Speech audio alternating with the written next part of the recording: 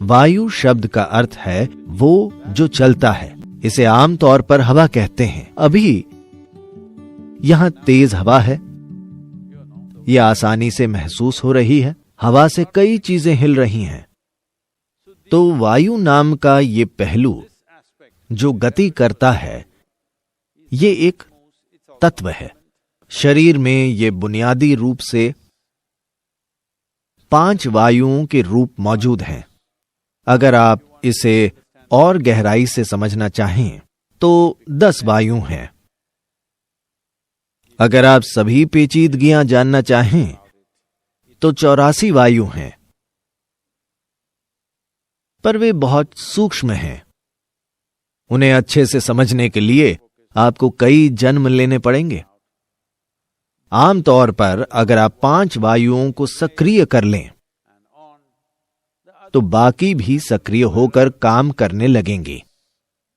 इनका नाम वायु है क्योंकि सिस्टम की हर हलचल इनसे होती है। पाचन प्रक्रिया में हलचल इन्हीं 5 वायुओं से होती है। चक्र चलने चाहिए, पोषक तत्व शरीर में फैलने चाहिए, कोशिकाओं या सेल्स से कचरा साफ होना चाहिए। हर चीज के लिए हलचल जरूरी है।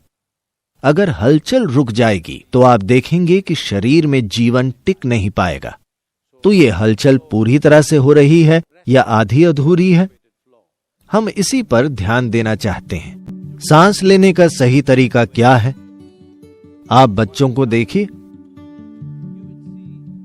आप पाएंगे कि सोते समय बच्चों की सांसें काफी हद तक गले के गड्ढे से नाभि के बीच होती हैं।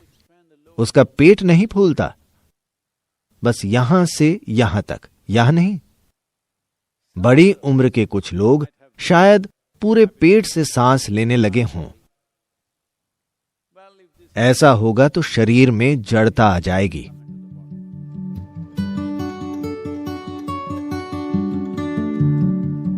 अगर आपकी नाभि के नीचे गैस पैदा होती है, यानी अगर आप वैसी चीजें खाते हैं, जिन्होंने इनर इंजीनियरिंग की है, उन्हें हम ये बता चुके हैं। अगर आप बहुत ज्यादा कंद युक्त या ट्यूबरस चीजें जैसे आलू वगैरह खाते हैं तो आपकी नाभि के नीचे गैस पैदा होगी। वहां गैस पैदा होने से नाभि और गले के गड्ढे के बीच आपके प्राण सही तरीके से काम नहीं करेंगे और आपके सिस्टम की गतिशीलता कम हो जाएगी। इसीलिए जो लोग ध्यान करना चाहते हैं, जो छात्र हैं या जिन्हें अपना दिमाग केंद्रित करना है और लंबे समय तक जागना है, उन्हें वे चीजें नहीं खानी चाहिए।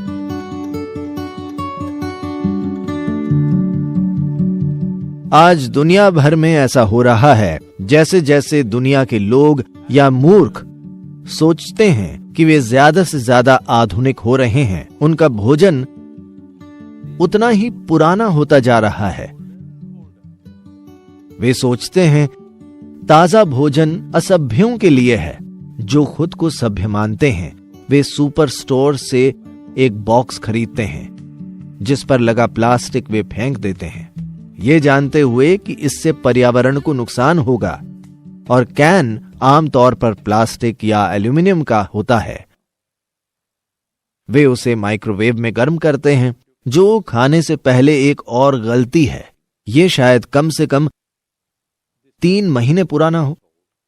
नहीं, वो रेफ्रिजरेटर में था, उसमें प्रिजर्वेटिव हैं ताकि वो भोजन खराब ना हो। यह दोहरी भूल है।